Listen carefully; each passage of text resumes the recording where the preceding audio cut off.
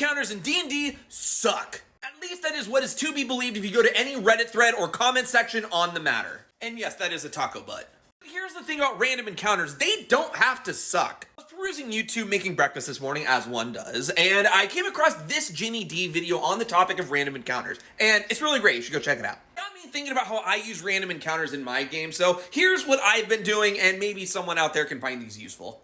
As always, you're your own DM. Do whatever's going to be most fun for you and your table, so just, take these with a grain of salt. Before we get into it, don't forget to hit me the like, follow, subscribe, hit that bell, all that fun stuff. Let's get into it. 1. Use random encounter roll tables. There is a ton of free great roll tables that you can find online, and they're even environment specific. Number 2, if you use roll tables, remember that you don't have to use everything on the roll table. While the dice do in fact tell the story, remember that you're the one in charge. If the party goes to sleep for the night and you roll on a random encounter table to see what's going to take place the next day, and you happen to come across something that just doesn't sound like it's going to be fun or just isn't really relevant to what's going on, you can skip it and have nothing happen. If the party's already pretty beat up and you happen to roll a random combat encounter in the middle of the night, you don't have to do that. Likewise, if your party is really excited about going and doing something, and you happen to roll on the random encounter table that they come across 2 gnomes arguing about what happened on last night's episode of Real Housewives of the Feywild, you don't have to have them stop. You don't have to include it. And yes, I just made that last thing up, so feel free to use that in your campaign. Just let me know how it goes. There you go, free random encounter.